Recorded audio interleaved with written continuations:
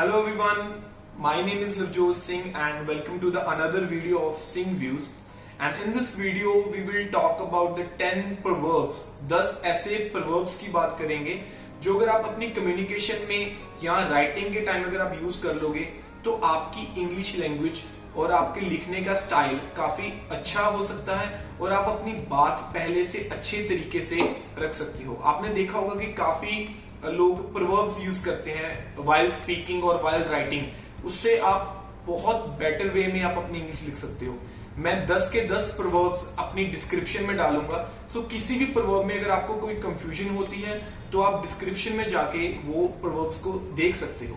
So without wasting any time, let's start the video.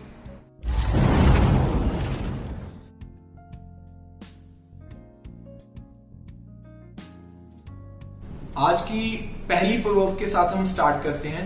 पहली proverb है the squeaky wheel gets the grease. इसका मतलब है कि स्क्वीकी होते कोई चीज शोर मचाने वाली, व्हील यू ऑल नो किसी तरह का टायर जो होता है।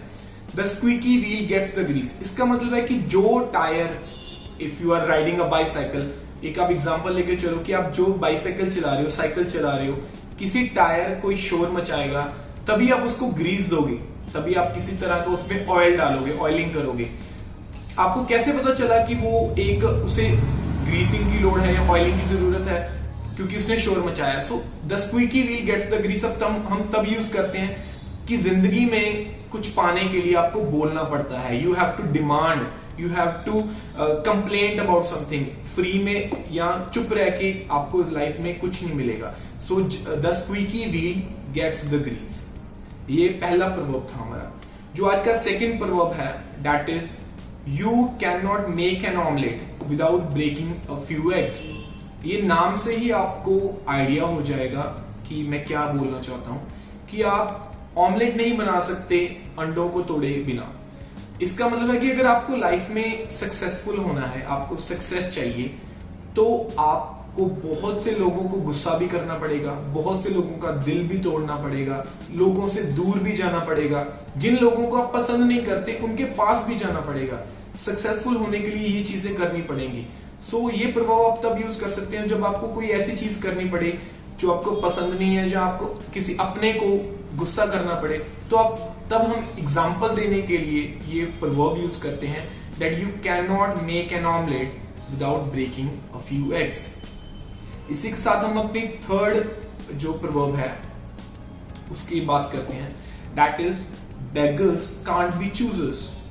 अभी बेगर से मेरा मतलब है कोई भी बेगर जो चीज मांगता है उसमें हम बेगर बोल देते हैं। ज्यादातर हम बेगर वर्ड है जो भिखारियों के लिए यूज करते हैं। बेगर कांट बी चूजर्स हम तब यूज करते हैं कि जब आप किसी से फेवर ले रहे हो, आप किसी से कुछ मांग रहे हो। फॉर एग्जाम्पल, आपको 1000 रुपए की जरूरत है, आपने अपने दोस्त को फोन किया कि मुझे आई नीड 1000 रुपीज। उसने आगे से बोला कि 1000 नहीं, मैं 500 या मैक्सिमम 600 रुपए तुम्हें दे सकता हूं। आप उसमें वहां पे डिमांडिंग नहीं हो सकते कि नहीं मुझे 1000 ही चाहिए। वहां हम ये प्रोवर्ब यूज कर सकते हैं that you are the beggar and you can't choose between that. Beggars can't be choosers. अगर हमारे घर के बाहर कोई भीख मांगने वाला आता है या कोई मांगने वाला आता है, हम उसे रोटी सब्जी देते हैं या 5-10 रुपए देते हैं। अगर वो रोटी सब्जी वाला आगे से बोले कि नहीं मुझे दाल चावल नहीं चाहिए, मुझे मटर पनीर चाहिए, मुझे शाही पनीर चाहिए, तब आप बोलोगे कि नहीं, you can't choose such things. जो मैं दे रहा हूं उसमें खुश रहो। Same goes for that. Beggars can't be choosers. जो आपको फेवर अगर आपको किसी का चाहिए, जो बंदा खुशी खुशी दे रहा है हमें, वी शुड एक्सेप्ट दैट। इसी के साथ हम फोर्थ प्रवर्ब की तरफ चलते हैं, that is familiarity breeds contempt। familiarity breeds contempt, familiar word से familiarity बना है। हम ज्यादातर होता है कि हम किसी के साथ जब ज्यादा रहने लग जाते हैं, 6-7 घंटे से भी ज्यादा रहने लग जाते हैं, लाइक अगर आप वर्किंग प्रोफेशनल हो या किसी के आपका फ्रेंड है जो आपके टाइम सुबह शाम आपके घर रहता है, हम जब किसी के साथ ज्यादा रहने लग जाते हैं तो कुछ टाइम बाद हमें उनकी आदतें अनॉय करने लग जाती हैं, तंग करने लग जाती हैं। हमें उनकी छोटी छोटी बातें जो पहले अच्छी लगती थी वो कुछ टाइम के बाद वो बुरी लगने लग जाती है, हमें हर चीज इरिटेट करने लग जाती है। सो तब ये प्रोवर्ब यूज होता है, that is familiarity breeds contempt। when you are too close to someone and they started to annoy you, their habits started to annoy you. So तब ये हम proverb यूज करते हैं, familiarity breeds contempt. आज का जो फिफ्थ जो आपका proverb है, that is do not put all your eggs in one basket. ये भी आपको नाम से पता चल गया होगा कि अपने सारे अंडे एक बास्केट में मत रखो. इसका मतलब है कि don't just rely on one plan. हमेशा एक प्लान बी अपने साथ लेके चलो, क्योंकि अगर आपके पास प्लान बी होगा तो जब अगर आपका प्लान ए फेल होता है तो आप कभी भी प्लान बी की तरफ जा सकते हैं. इवन मैं सजेस्ट करता हूं plan A B C D, आप 3-4 प्लान रखो. लाइक अगर आप अब्रॉड नहीं जा पाए, रिफ्यूजल हो गई, इंडिया में क्या करोगे? इंडिया में किसी अच्छी कंपनी में जॉब करोगे. जॉब नहीं कर पाए, प्लान सी, आप खुद का बिजनेस करोगे. So always have a backup plan with you. इससे क्या होगा? फेलियर्स को बेहतर तरीके से हैंडल कर पाओगे. So don't put all your eggs in one basket. जो सिक्स्थ आज का हमारा प्रवर्ब है, that is the grass is always greener on the other side of the हिल. आपने ये बहुत सुना होगा, दूसरे की थाली में लड्डू बड़ा लगता है. उसी के वे में ये बनाया हुआ था, grass is always greener on the other side of the हिल. कि आप पहाड़ पे एक पहाड़ पे खड़े हो, आपको दूसरे पहाड़ पे लगेगा कि नहीं उधर ज्यादा ग्रीनरी है. अगर आप उसी पहाड़ पे चले जाओगे आपको लगेगा नहीं उधर ही ज्यादा ग्रीनरी थी. तो हमें हमेशा ऐसा लगता है कि उस पर्सन के बाद उसके पर्सन के पास हमारे से कुछ ज्यादा है. एंड क्या पता वो उस पर्सन को भी हमारे लिए सेम लगता हो. लाइक पतले लोग मोटा होना चाहते हैं कि यार मोटों की लाइफ होती है, उन्हें कपड़े फिट आते हैं. बट वहीं पे अगर आप मोटे पर्सन की किसी के साथ बात करोगे, वो कहेंगे यार लाइफ तो पतलों की होती है, उन्हें ज्यादा ये खाते पीते रहते हैं बट उन्हें ज्यादा एक्सरसाइज नहीं करनी पड़ती. So the grass is always greener on the other side of the hill, not on your side. Seventh जो प्रवर्ब है, that is an important message for your life as well. Every cloud has a silver lining. इसका मतलब है कि हर बुरी चीज के साथ एक अच्छी चीज, पॉजिटिव चीज छुपी होती है. हमें वो पॉजिटिव चीज ढूंढनी है. ये ज्यादातर मैं वीजा स्टूडेंट्स के लिए अगर यूज करूं तो, अगर आपकी रिफ्यूजल आ गई, डोंट गेट अपसेट. क्या पता वो रिफ्यूजल के पीछे कोई अच्छी चीज छुपी हो.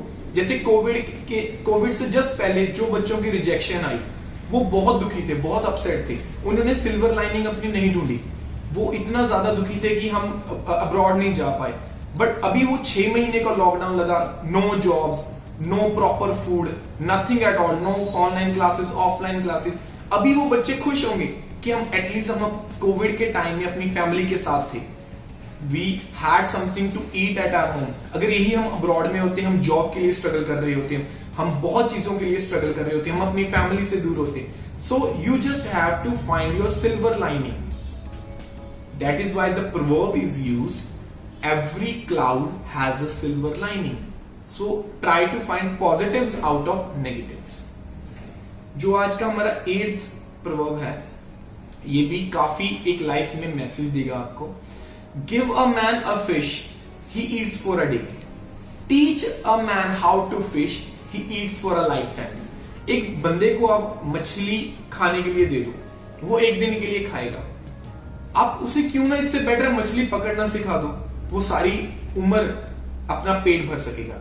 इसलिए अगर आप किसी की हेल्प करना चाहते हो तो टेम्पररी हेल्प कभी मत करो. उसे 50-100 रुपए देके कभी टेम्पररी हेल्प मत करो. हमेशा उसकी ऐसी हेल्प करो कि वो परमानेंट अपनी आप आगे से किसी पे डिपेंडेंट ना हो, वो इंडिपेंडेंट हो जाए. हम ज्यादातर क्या करते हैं, कोई भी पर्सन नीडी है, हम उसे 50-100 रुपया या ज्यादा से ज्यादा 500 रुपए देके उसे एक बार चलता कर देते हैं कि यस एक बार आपका चल जाएगा. क्यों ना हम वो 500 रुपया उसे कमाना सिखा दें. वो अगर आप सिखाओगे तो वो पर्सन आप पे डिपेंडेंट या किसी पे भी डिपेंडेंट नहीं रहेगा. सो उसे मछली पकड़ना आ गया, वो अपना पेट सारी उम्र भरेगा. आप उसे मछली दे नहीं रहे, आपने उसे पकड़ना सिखा दिया. So the proverb is give a man a fish, he eats for a day. Teach a man how to fish, he eats for a lifetime. जो आज का 9th हमारा प्रवर्ब है, that is lie down with dogs and wake up with fleas. Fleas एक तरह के कीड़े होते हैं, इंसेक्ट्स होते हैं जो ज्यादातर एनिमल्स में पाए जाते हैं। जो एनिमल्स में आप घर में डॉग्स होंगे, कैट्स होंगे, उनमें वो लग जाते हैं जब वो गंदगी में रहते हैं। It is a very normal thing. इसका मतलब है कि अगर आप उन जानवरों के साथ जिनमें ऑलरेडी फ्लीज है उनके साथ लेटोगे या सोओगे, तो जब आप उठोगे तो वो इंसेक्ट्स आपकी बॉडी में भी चिपके होंगे। ये प्रवर्ब का सीधा सीधा मतलब जाता है कि बुरी कंपनी से दूर रहो। अगर आप बुरी कंपनी के आसपास, बुरी कंपनी, फ्लीज को बुरी कंपनी बोला गया है। अल्कोहलिक, जो लोग नशा ज्यादा करते हैं, ड्रग एडिक्ट होते हैं, उनकी कंपनी में रहोगे, उनके फ्लीज आपको आके चिपकेंगे।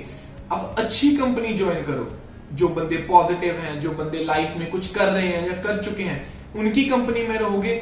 आपका नेचर अल्टीमेटली वैसे ही हो जाएगा, आपका आसपास का सब कुछ सिचुएशन उन्हीं की तरह हो जाएगी। So lie down with dogs, wake up with fleas, ये उसका प्रवर्ब का पूरा नाम है। कि अगर आप ऐसे कुत्तों के साथ सोओगे जो जिनके कीड़े पड़े हुए हैं, तो आपके भी अल्टीमेटली वही रिजल्ट्स निकलेंगे। So we don't have to lie down with those dogs who and you will ultimately wake up with the fleas. So stay away from the negative people and stay away from the people who influence you to do drugs, alcoholic things and other bad things. आज का हमारा last जो 10th proverb है, that is when in Rome do as the Romans, जैसा देश वैसा भेष। ये आपने काफी सुना होगा। proverb से मतलब है कि जब आप रोम में हो तो रोमन्स की तरह बन जाओ। कि जहां पे आप हो, जिस जगह पे आप जा रहे हो या आ चुके हो, वहीं का बन जाओ। अगर आप गांव से शहर जा रहे हो तो अपने आप को उस चीज में ढाल लो कि मैंने शहर में शहरियों की तरह ही रहना है, उन्हीं की तरह ड्रेसिंग सेंस रखना है, उन्हीं की तरह बोलना है। या आप अब्रॉड जा रहे हो, अब्रॉड की तरह हो जाओ। अगर आप शहर से गांव जा रहे हो तो सेम आप अपने आप को उस माहौल में ढाल लो। अपनी अकड़ में मत रहो कि नहीं मैं शहर से हूं, मैं इसी अटायर में रहूंगा, मैं उसी चीजों को फॉलो करूंगा जो मैं पहले कर रहा था। Same goes for the people from the pastoral areas, जो विलेज एरियाज है, जो शहर में जाके अपना जिद नहीं छोड़ना चाहते कि नहीं I will not change. I know अपने जो पास में अपनी चीजें हैं, अपने पीछे वाला कभी भूलना नहीं चाहिए। जो आप कहां से आए हो, अपनी बैकग्राउंड कभी मत भूलो, but just enjoy your life. आप अगर किसी नई सिचुएशन में, नई कंडीशन में जा रहे हो, नई एरिया में जा रहे हो, ट्राई दैट, उस चीज को ट्राई करके देखो। So when in Rome do as the Romans.